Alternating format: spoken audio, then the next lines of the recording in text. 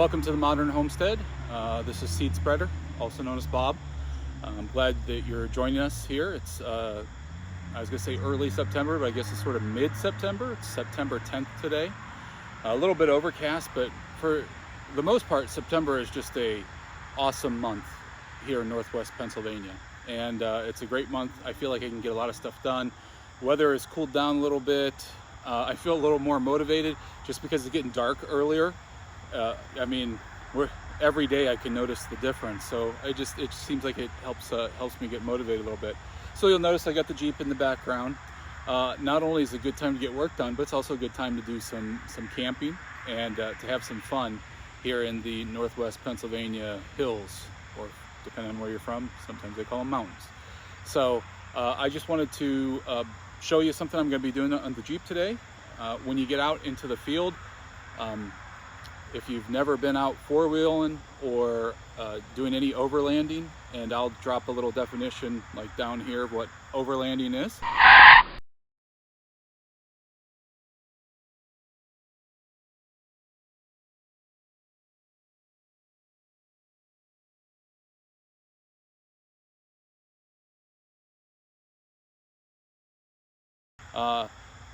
You really want to air down your tires. It gives you a better ride off-road.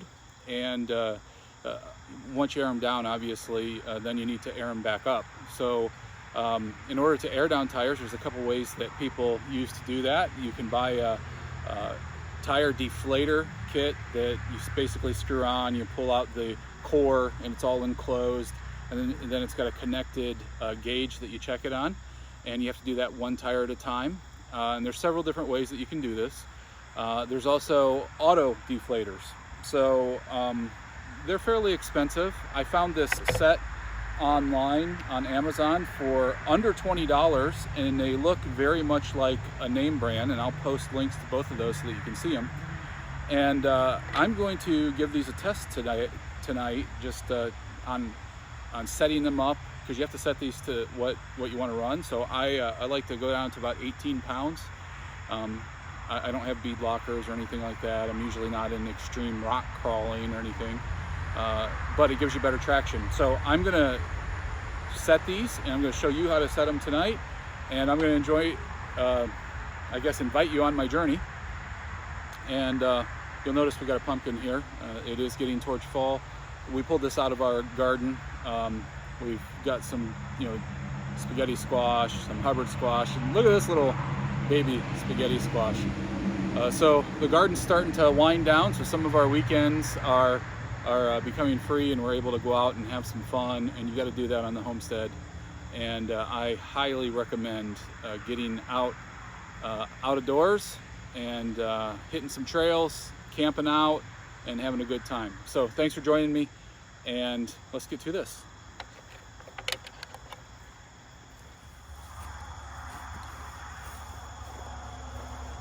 All right, so we're going to start on this front tire. My plan is to use this tire to tune all of these before I go and air down every tire. And the reason is because I should be able, theoretically, to set one of these up, get it where I need it, figure that out, add a little bit of air, bring this back up above where I want to be, bring it up to 20, 22, whatever. Then put the next one on, air it down to where we need to be, and then repeat that with the newest one. So here's what they look like, the automatic deflators, and these are called EZDeflator, and this is the universal kit. Supposedly, look at this, lifetime warranty. I don't know who's going to honor that, but they look very similar to a much more expensive set out there. So first thing that we're going to do is we're going to take off our cap, and we're going to check our current tire pressure, which when I look at it is set to 38, which is about right. I have the internally in the Jeep, you have the tire pressure indicator that is on your dash. It's one of your applications on your dash that you can look at in a 2017 Jeep Wrangler Unlimited Rubicon, and I know that it's available on some of the others. And 38 seems to be about where the pressure is for the cold setting. As they go down the road and as they heat up, they'll get up to around 41. And I do a lot of road running, not like the Road Runner beep beep, but I do run on the road quite a bit. And because of that, and trying to get decent fuel mileage, there's a couple things to note. So first of all, I've got the BF Goodrich Baja Champion, and these are all-terrain KO2s. So some people run mud, and they're better on, well, mud obviously, and on rocks. I have the all-terrain here because you know, I also run on the highway. It's part of overlanding. I'm not like a rock climber, and we'll talk more about that.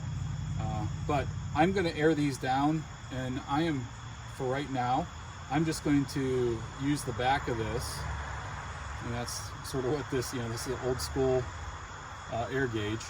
I'm just going to sort of use the back of this and let this down until I get it down to about the 18 range. I'm guessing that I'll have to fast forward through this part of the video, so be patient.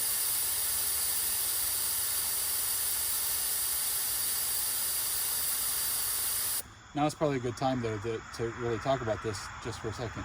So you saw, you know, I had, I don't know, 20 seconds of air down.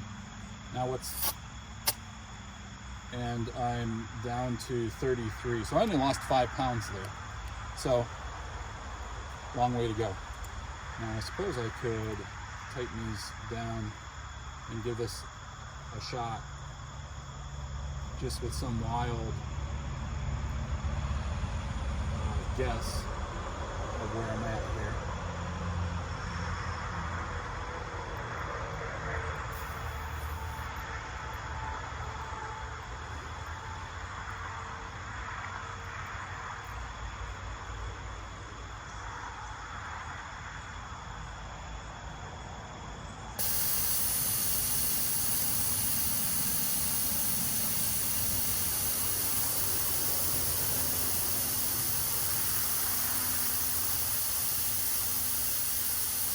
The benefit, right? I don't have to hold it, and the real benefit comes where I can take all 4 of them, go around and put them on the tires, let them do the work, stop where it is, and where we have it set. That's the theory.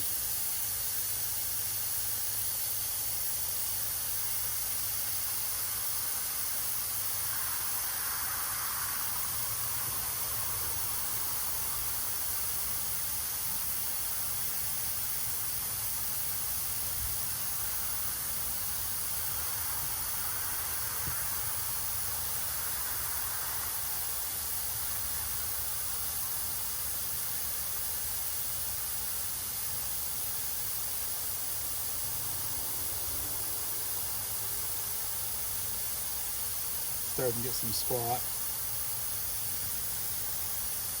Long way to go yet.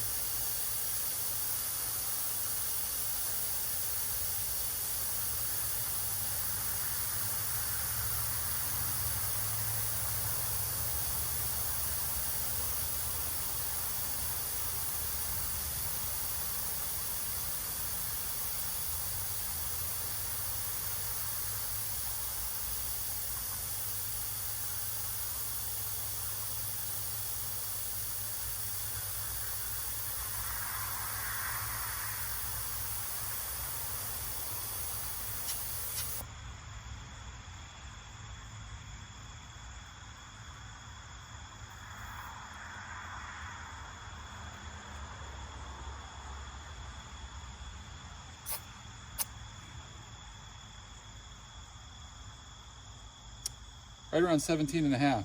That's pretty good.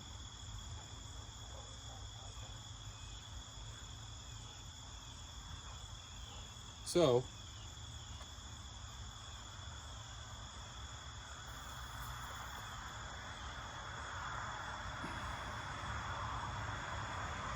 what you want to do is, after you have it set to where you want it, if you turn out just a little bit, right where it starts to leak, turn it back in, and then you turn the locking nut.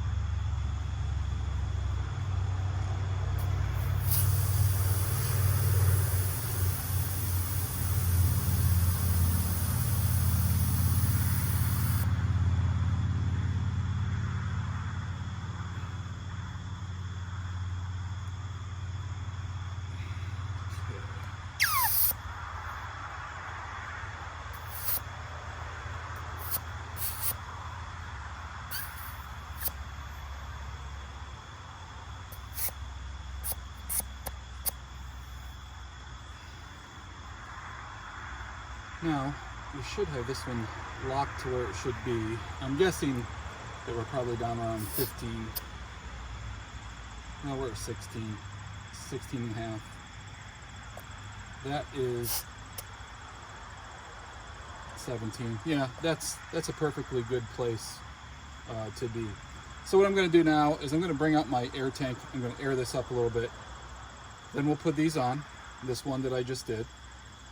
And I locked it by turning the locking ring and tightening it, and then tightening the big control valve down. And I'll do a close-up of these just to help you figure out how those look. And the one that I've done, I've got turned this way. I'm going to air up, I'm going to put it back on, and I'll walk you through that process. All right. Got my portable tank out here. Didn't feel like stretching the hose all the way out from the garage. So we're gonna air this up a little bit.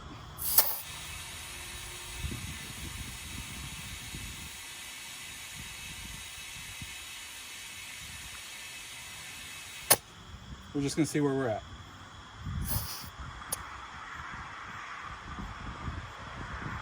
So we'll put a little more in, just because I'm not sure how sensitive these are. We were at about 19.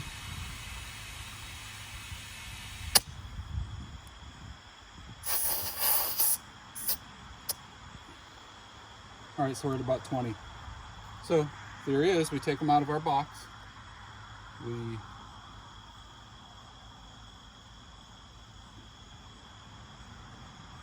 screw them on, which should not be complicated, but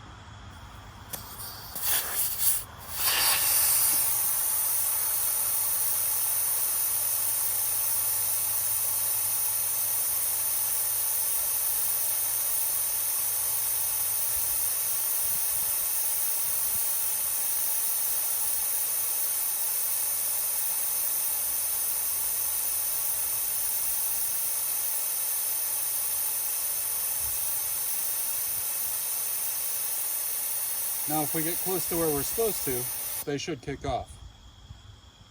Almost like I planned it. Let's see where we're reading at.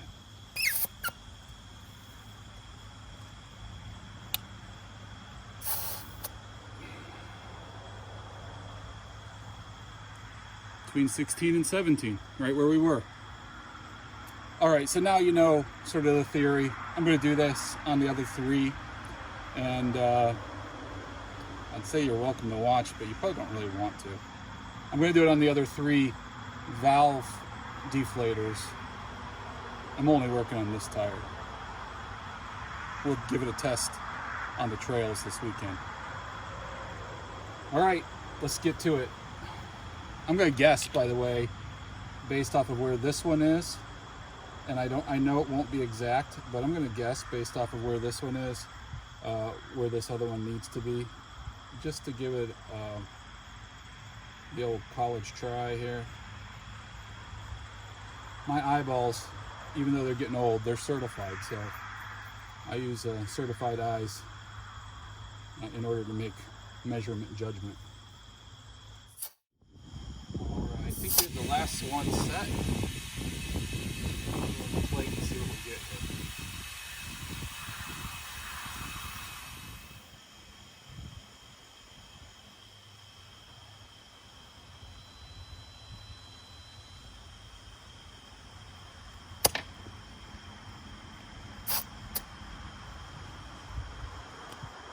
Yeah, we'll pull it around to the garage and finish filling it. All right, so is it seed spreader approved? Not sure yet, but